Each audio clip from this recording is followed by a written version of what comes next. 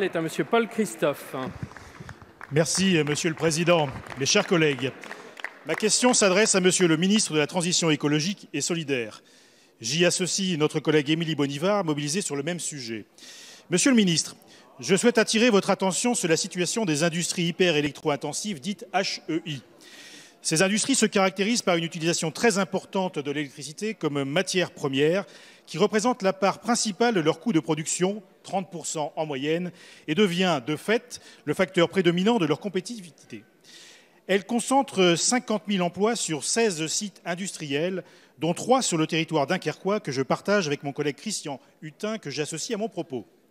Ces industries sont fortement exposées à la concurrence mondiale, puisque les approvisionnements énergétiques de leurs principaux concurrents, chinois et canadiens, sont plus compétitifs. Le dispositif de soutien accordé à ces entreprises demeure fragile. À l'époque, ministre de l'économie, le président de la République, Emmanuel Macron, s'était engagé sur un dispositif en 3 piliers. Si les 2 premiers ont été mis en place, le 3e pilier, qui devait s'articuler sur des contrats long terme, n'a hélas pas encore vu le jour. Les contrats compétitifs de long terme sont pourtant essentiels aux fins d'offrir une visibilité suffisante pour justifier les investissements nécessaires. De la prévisibilité dépend la compétitivité et la pérennité des sites. Ces contrats ont été explicitement reconnus comme des outils pertinents pour assurer le bon fonctionnement du marché par le Conseil européen dans sa position commune sur le paquet énergie. Il est urgent de restaurer sur le long terme la compétitivité énergétique des industries HEI. Plusieurs industriels renégocient actuellement leurs contrats de fourniture pour 2020. Sans solution soutenable mise en œuvre rapidement, la survie des sites serait compromise. Monsieur le ministre, s'il faut se battre pour chaque emploi industriel menacé, je vous invite à mener ce combat avant même que ces industries soient en danger. Aussi, quelle est votre stratégie en faveur de ces activités industrielles ? Quel est votre engagement sur la mise en œuvre de ces contrats à long terme indispensables à leur survie ? Je vous remercie. Je vous remercie. La parole est à Monsieur François de Rugy, ministre d'État, ministre de la Transition écologique et solidaire.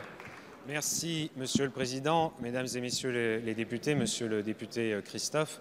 Nous sommes très vigilants sur la compétitivité de nos industries qui sont grosses consommatrices d'énergie, notamment, vous le savez, dans la sidérurgie. Vous avez parlé des sites de Dunkerque et il y en a aussi en Savoie, dans d'autres départements français.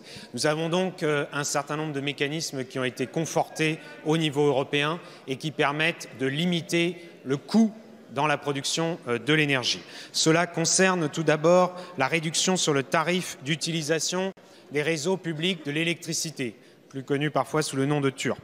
Cela concerne également la capacité à rémunérer ces industriels lorsqu'ils acceptent temporairement de stopper leur consommation. C'est ce qu'on appelle les processus d'effacement pour les périodes de pointe.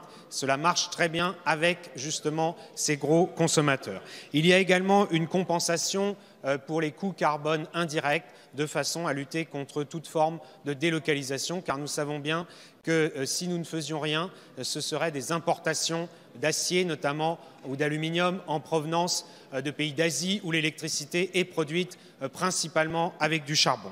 Il en résulte que selon nos calculs, les prix sont effectivement compris entre 30 à 40 € le mégawattheure, ce qui permet d'être compétitif avec nos voisins européens, notamment allemands, qui appliquent le même type de mécanisme. Nous continuerons donc le dialogue avec toute la filière de ces industries électro-intensives, avec la Commission européenne.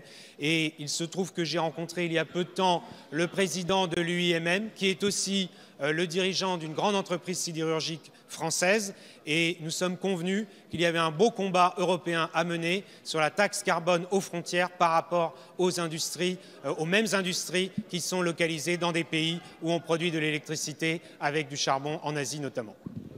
Je vous remercie. La parole est maintenant à